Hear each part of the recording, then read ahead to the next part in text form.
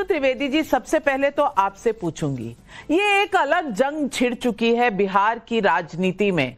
नीतीश कुमार बोल रहे हैं तेजस्वी तो बच्चा है, हमारी गोद में खेला है, और तेजस्वी जी बोल रहे हैं कि लालू को नीतीश ने क्या बनाया, हम ही 2 बार नीतीश जी को बना चुके हैं सीएम।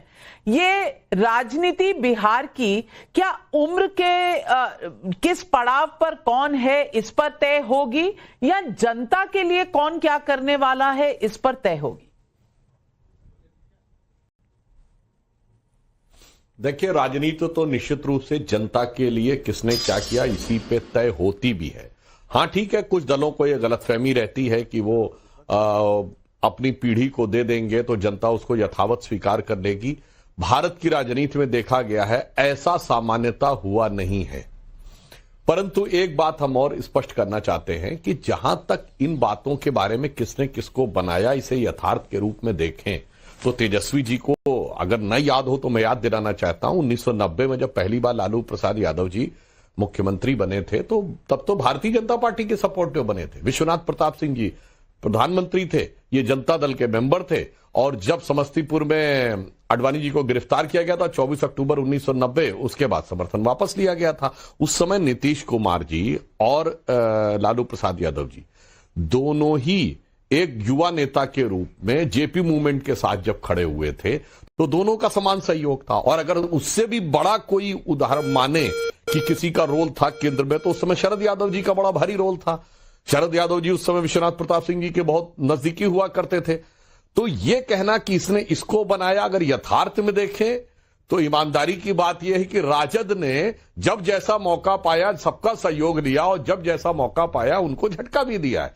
तो वो वीपी सिंह जी को साथ लेके झटका दे चुके, शरद यादव जी को साथ में लेके झटका दे चुके, भाजपा से समर्थन ले चुके। और जब सत्ता चली थी तो मैं बिहार के लोगों को याद दिलाना चाहता हूं, लालू प्रसाद यादव जी के पहले रिजीम में ही 1994 में, तब नीतीश कुमार जी जब छोड़कर बाहर आए थे, जॉर्ज फर्नांडिस जी उस समय बहुत बड़े नेता थे, जॉर्ज फर्नांडिस जी को भी झटका ही दिया था लालू प्रसाद यादव जी ने। तो उस समय क्या आरोप लगा था कि आप कह रहे हैं गरीब गुरबा की सरकार, आप कह रहे हैं पिछड़े और दलितों की सरकार, वास्तविकता में पिछड़ों का ध्यान नहीं रख रहे, एक परिवार या एक जाति का वर्चस्व दिखाई पड़ रहा है। इसी के विरोध में लोगों को यदि याद हो 1994 में पहली कुर्मी एकता रैली हुई थी और यह विषय था जहां से अलग होना शुरू हुआ और उसके बाद समता पार्टी बनी और 1995 में उसके साथ हमारा गठबंधन हुआ जो बाद में जनता दल यू बना। तो भाई अगर तेजस्वी जी ने मान लीजिए अपने राज्य के ही बारे में और अपनी पार्टी के बारे में ही उनको राजनीतिक इतिहास नहीं पता है तो मुझे लगता है उनको इसको जाके अध्ययन करना चाहिए। अगर बिहार की राजनीति में सबसे ज्यादा अवसरवादी और सबसे ज्यादा अपराधी पूरे उसमें प्रभाव में और चरित्र में दिखाई पड़ा है कोई, तो वो राष्ट्रीय जनता दल का नेतृत्व दिखाई पड़ा है।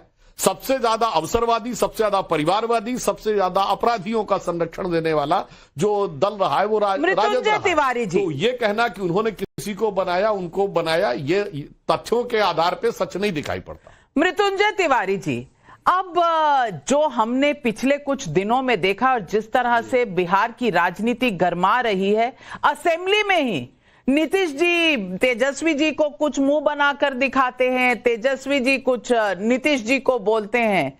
ये राजनीति कहां को जा रही है? और मैं महागठबंधन की अगर बात पूछूं तो आप नीतीश जी से, बीजेपी से तो बाद में लड़ेंगे, पहले अपने घर में तो तय कर लीजिए कि सोनिया राहुल डिसाइड करेंगे कि तेजस्वी चीफ मिनिस्टर बनेंगे, या फिर आपने तय कर लिया है तेजस्वी जी बनेंगे मुख्यमंत्री के दावेदार अगर चुनाव में आपकी नैया होती है पार?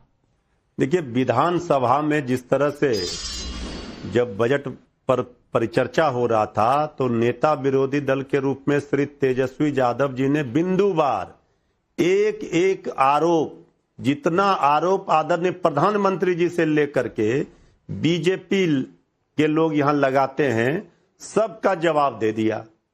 सारा जवाब ये बता रहा है कि बीजेपी के पास सत्ता, एनडीए के पास जो सत्ताधारी लोग हैं उनके पास कोई जवाब नहीं है। आदरणीय मुख्यमंत्री जी हों, बीजेपी के लोग हों, 2005 वाली जो बीमारी है ये 2005 से लेकर 2025 में आज 6 मार्च है, इसका हिसाब ही नहीं दे रहे हैं। तो 20 वर्षों से ये सत्ता में है। मुख्यमंत्री तो जनता बनाती है, लोकतंत्र में जनता मालिक है। तेजस्वी जी ने आज स्पष्ट कहा, जब आदरणीय नीतीश कुमार जी कई बार इस बात की चर्चा करते हैं कि तुम्हारे पिताजी को मुख्यमंत्री हमने बनाया। अरे भाई, 2 बार मुख्यमंत्री आपको तेजस्वी जी ने बनाया। अगर तेजस्वी जी नहीं आते तो बीजेपी तो कह रही थी नीतीश जी को हटने के लिए। नीतीश जी आकर बोले कि हमारी पार्टी को बीजेपी तोड़ रही है, सबके सामने बोले, मीडिया में बोले। अब भला बताइए, जब तेजस्वी जी 17 महीने में काम किए, जो काम किए उसका क्रेडिट लेने में लगी हुई है सरकार। कह रही है नौकरी हमने दिया, जो कह रहे थे असंभव है नौकरी, ये नौकरी तेजस्वी जी का देन है। लालू जी ने तो 2 प्रधानमंत्री बनाए देश में, और ये आदरणीय नीतीश कुमार जी इसी विश्वविद्यालय से हैं। और बीजेपी के नेता हो चाहे कोई हो, सारे इसी विश्वविद्यालय से निकले हैं। राजनीतिक लड़ाई नहीं लड़ पाती है भाजपाई तो क्या करती है, जांच एजेंसियों को आगे लाती है, जांच एजेंसियों के माध्यम से परेशान कराती है। जनता की अदालत में फैसला हो जाएगा। इस बार बिहार की जनता है तैयार, बनाएगी तेजस्वी सरकार, जो करेंगे रोजगार का भरमार, जो बिहार को नए रास्ते पर, बिहार को विकास के रास्ते पर ले जाएंगे। बिहार की तकदीर और तस्वीर अब मैं बीच में तो बिल्कुल नहीं बोली मृत्युंजय जी, मैं मुंह पर उंगली रखकर बैठी थी। लेकिन आप जांच एजेंसियों की बात मोदी जी के दौर में करें तो मैं आपको याद दिला दूं कि लालू जी का तो जांच एजेंसियों से बहुत पहले का नाता है। सुधांशु त्रिवेदी जी, है कि नहीं? ये मोदी जी के समय में थोड़ी हुआ, ये तो बहुत पहले से चल रहा है। देखिए,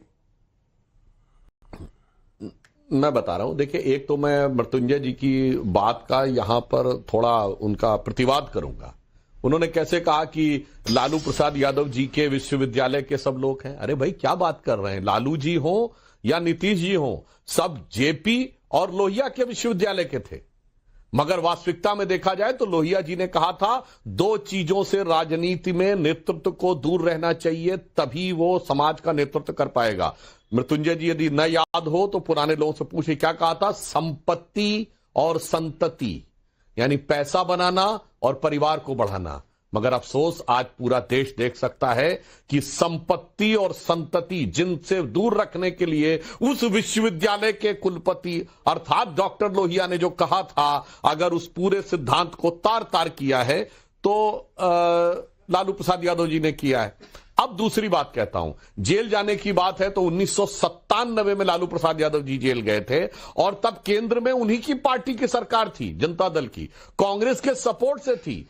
और लोग आज के जमाने में अगर भूल गए हो तो मैं याद दिलाना चाहता हूं, उस समय लालू जी ने आरोप ही लगाया था सीधे कांग्रेस के ऊपर कि कांग्रेस ने यह करवाने का प्रयास किया है। और जो लोग आज एजेंसीज के बारे में आरोप लगाते हैं हमारी सरकार पे, तो मैं बस एक सांस में गिना देना चाहता हूं कि यह बताइए कि 2013 में कनिमोझी और ए राजा जेल गए थे तो हमारी सरकार नहीं थी। 2010 में सुरेश कलमाणी जी जेल गए थे, हमारी सरकार नहीं थी। 2008 में मधु कौड़ा जेल गए थे, हमारी सरकार नहीं थी। 2006 में शिबू सोरेन जेल गए थे, हमारी सरकार नहीं थी। 2004-5 में मायावती जी और मुलायम सिंह पे डिसप्रोपोर्शनेट एसेट के केस लगे थे, हमारी सरकार नहीं थी। 2000 में करुणानिधि जेल गए, 97 में लालू यादव जी जेल गए, 96 में जयललिता जेल गई, 94 में झारखंड मुक्ति मोर्चा रिश्वत कांड हुआ, 87 में राजीव गांधी पे आरोप लगा, 90 में एफआईआर हुई। भाई बता तो दो, ये जो आप पर्ची फाड़े बैठे हो, मैं चुनौती से कहता हूं, एक लोकसभा बताइए जब इंडी गठबंधन का कोई ना कोई नेता किसी ना किसी भ्रष्टाचार के आरोप में कोर्ट कचहरी या जांच एजेंसियों का चक्कर न लगाता रहा हो तो मैं अपना वक्तव्य वापस ले लूंगा। जवाब